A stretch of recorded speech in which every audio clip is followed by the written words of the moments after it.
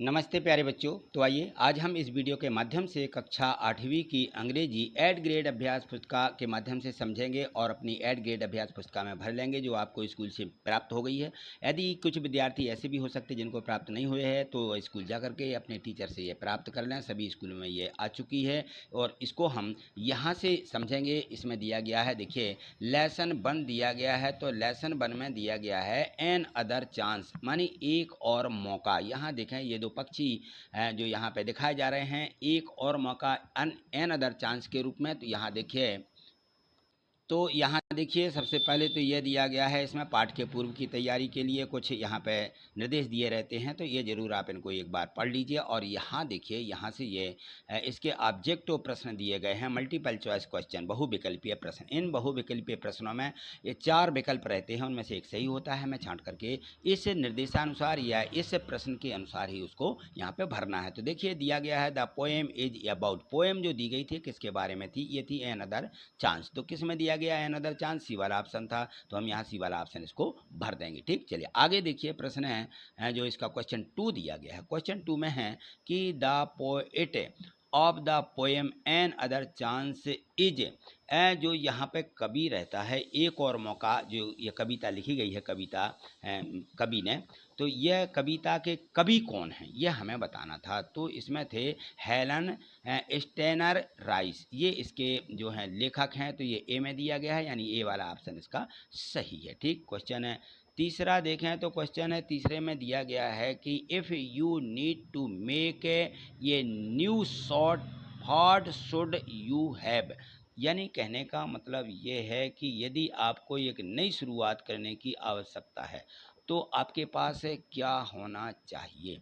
तो इसमें है कि हमारे पास है कोई नई शुरुआत यदि हम करना चाहते हैं तो आपके पास डीप डिज़ायर यानी होता है एक गहरी सोच या एक अच्छी चाह या इच्छा होनी चाहिए, तो हम कोई भी काम की शुरुआत करें और कोई भी काम हो वो हमारा सफल होगा। क्वेश्चन 4 देखिए, 4 में दिया गया है कि the rhyming words for start is. Start is का राइमिंग वर्ड जिस प्रकार से तुकबंदी बोलते हैं ये और है स्टार्ट। स्टार्ट का आया है, स्टार्ट माने शुरू करना होता है, लेकिन स्टार्ट ऐसा आर्ट आना चाहिए। तो इसमें देखें हॉट इसमें दिया गया है, तो ये हॉट स्टार्ट ये एक जैसी तुकबंदी है, तो इसमें हमारा बी वाला ऑप्शन सही हो जाएगा। ये बी वाला ऑप्शन यहाँ सही है।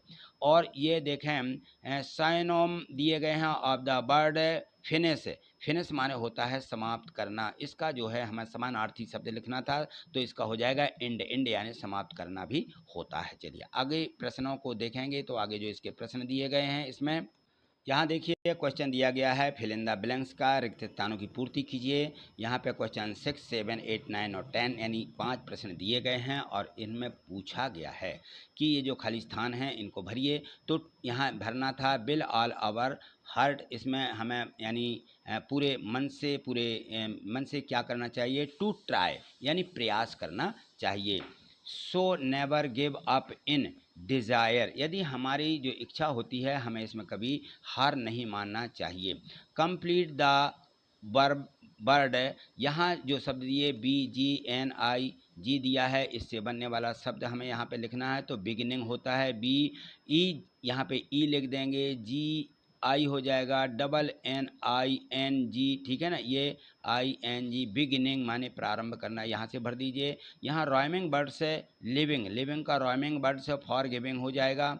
और यहाँ पे एंटोनाइम्स यानी विपरीत शब्द ऑलवेज, ऑलवेज माने होता है हमेशा और नेवर माने कभी नहीं। इस प्रकार से हम इसके विपरीत शब्द यहाँ पे भर देंगे। और यहाँ से दिए गए हैं very short answer type question. Answer the following question in 1 words और 1 सेंटेंस, या एक शब्द या एक वाक्य में इन प्रश्नों के हमें उत्तर देना है। देखिए क्वेश्चन नंबर 11 यानी 11वां प्रश्न यहाँ पे दिया गया है write 2 words from the poem. अपनी पोएम जो कविता है उससे 2 शब्द लिखिए that start with the letter, इन शब्दों से प्रारंभ होते हुए होना चाहिए बी और डब्ल्यू से। तो बी से प्रारंभ होने वाला बिगिनिंग और डब्ल्यू से प्रारंभ होने वाला वर्ल्ड। इस प्रकार से हम 2 शब्द यहाँ पे लिख देंगे। क्वेश्चन 12 दिया है what do we need to make a brand new start, यानी हम जो कोई शुरुआत करना चाहते हैं या नई शुरुआत करना चाहते हैं तो हमें क्या करना चाहिए। We need to take a deep desire, हमारी ये गहरी सोच होना चाहिए, and try with all our heart to make a brand new start. जब हम कोई नई सोच या नई शुरुआत करते हैं तो पूरे दिल से हमें क्या करना चाहिए, उसको प्रयास करना चाहिए, स्टार्ट करना चाहिए नई सोच के साथ उसको। To try with all our heart, हमें अपने पूरे मन से उसको जो है प्रयास करना चाहिए। चलिए क्वेश्चन है 13 देखिए। यहाँ देखिए 13 में दिया है write the antonyms of the following words. जो यहाँ पे शब्द दिया गया है फ्रेश, इसका एंटोनाइम विपरीत शब्द लिखे हैं। फ्रेश माने ताज़ा और इसका हो जाएगा ओल्ड, ओल्ड यानी पुराना। Right words that rhyming with the following words, इसका हमें राइमिंग वर्ड्स लिखना जो यहाँ पे शब्द दिए गए हैं। तो बे का राइमिंग वर्ड्स तुकबंदी डे हो जाएगा, ठीक है। और यहाँ विनिंग, विनिंग का हो जाएगा विगिनिंग, ठीक है। इस प्रकार से राइमिंग वर्ड यानी तुकबंदी शब्दों को हमें यहाँ पे लिखना था। चलिए आगे देखें। यहाँ देखिए जो 15 क्वेश्चन हैं इसमें दिया गया है कि शॉर्ट आंसर टाइप क्वेश्चन है। निम्नलिखित प्रश्नों के हमें यहाँ एक वाक्य में उत्तर देना है, यानी answer the following question in one word, या वन या टू सेंटेंस, एक या दो वाक्य इस प्रकार से होने चाहिए। यहाँ पर लिखा हुआ है write any one stanza of the poem another chance. जो एन अदर कविता, एन अदर चांस कविता दी गई है, इस कविता में एक स्टेंजा यानी पैराग्राफ यहाँ पे हमें लिखना है। तो इस प्रकार से यानी उस कविता की 4 लाइनें यहाँ पे आप लिख दीजिए। It does not take a new day to make a brand new start, it only takes a deep desire to try with all our heart, ठीक है। इस प्रकार से आप यहाँ पे लिख देंगे। क्वेश्चन है 16 देखें तो what should we not do in desire. जो हमारी सोच होती है वो कैसी होना चाहिए। We should never give up in desire, हमें गहरी सोच रखनी चाहिए या हमें कभी हार नहीं मानना चाहिए, ठीक है। चलिए अगला क्वेश्चन इसमें दिया गया है। यहाँ देखिए क्वेश्चन 17 दिया है। According to give you what should be do to correct our mistake, यानी कहना चाहिए हमारी जो गलतियां हैं इनको सुधारने के लिए हमें क्या करना चाहिए। We should chance to blot overs mistake, जो हमारी गलतियां होती हैं इन्हें सुधारने का क्या देना चाहिए, एक और चांस यानी मौका देना चाहिए। क्वेश्चन 18 देखिए।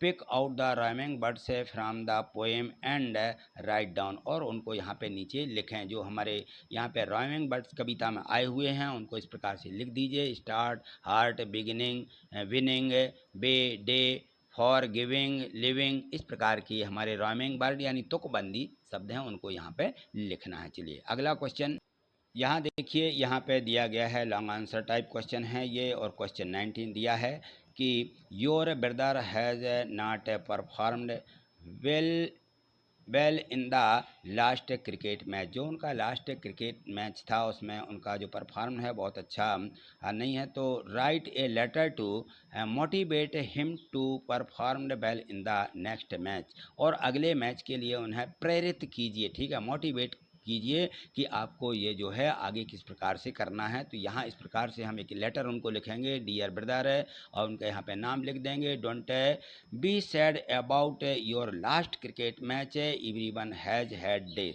आपका जो लास्ट मैच था अच्छा नहीं रहा है। You are a great player, आप बहुत अच्छे महान खिलाड़ी हैं। And you have done well before, just learn from your mistake and try harder next time. और जो अपना जो टाइम है अगले टाइम आप अपनी गलतियों को जल्दी ही सुधार लेंगे, मुझे पूर्ण विश्वास है। और यहाँ लिखें रिमेंबर भाई यू हैव या भाई यू लव प्लेइंग क्रिकेट, और मैं आपको क्या करूँगा यहाँ पे रिमेंबर भाई यू लव प्लेइंग, मैं इस क्रिकेट के लिए आपको प्यार करूँगा। इट इज़ फन, और आप इसका आनंद भी लूँगा। सो enjoy the game and give if your best shot, जो आपके शॉट लगेंगे उन पे जो है मैं आपके लिए आपकी जय जयकार करूँगा। I will be cheering for you, लेकिन आप विश्वास रखेंगे कि believe in your self bro you can do it, आप जो है अपने इस मैच को विश्वास के साथ आप यह कर पाएंगे। बेस्ट योर नेम, आप अपना यहाँ पे नाम भी लिख दें। तो इस प्रकार से एक लेटर आपको उनको लिखना है, ठीक है। चलिए आगे जो प्रश्न है क्वेश्चन 20 दिया गया है। इस प्रश्न में दिया गया है, इसमें दिया गया है कि लुक एट द पिक्चर, इन चित्रों को देखें, answer the question given below, और नीचे जो प्रश्न दिए गए हैं उनके उत्तर दीजिए। यहाँ पे देखिए ये जो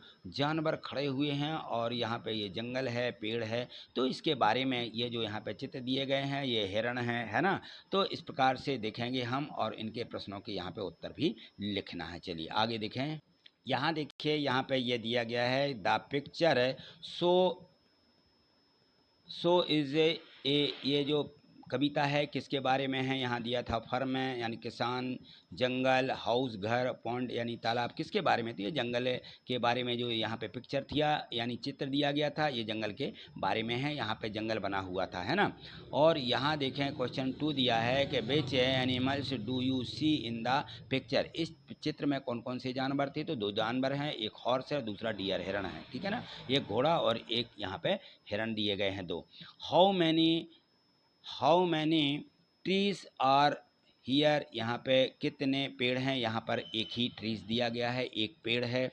और डू यू सी ये टाइगर इन ये पिक्चर, इस चित्र में क्या बाघ दिखा आपको, तो हम लिख देंगे नहीं, इसमें कोई बाघ नहीं था। और यहाँ पे देखें 5वां प्रश्न दिया है कि arrange the given letter to form a meaningful word, यहाँ पे जो शब्द दिया गया था ये जो शब्द हैं इन शब्दों को अरेंज कीजिए जिससे कि ये मीनिंगफुल शब्द बन जाए। तो इसको GRASS, ग्रास, ग्रास यानी होती है घास, तो इस प्रकार से हमें इसको रीअरेंज करना था। तो आज इतना ही, मिलते हैं अगली वीडियो के माध्यम से। मुझे पूर्ण विश्वास है कि ये जो अध्याय या जो पाठ दिया गया था आपको पूर्ण रूप से अच्छे से समझ में आ ही गया होगा। तो आप वीडियो को अवश्य ही लाइक करिएगा और आगे देखने के लिए चैनल को सब्सक्राइब करके रखिए जिससे कि आपके सभी जो लेसन दिए गए हैं उनकी आपकी तैयारी हो सके और आप अपनी 8th ग्रेड में भर भी सकें, ठीक है। आज इतना ही, थैंक यू, धन्यवाद।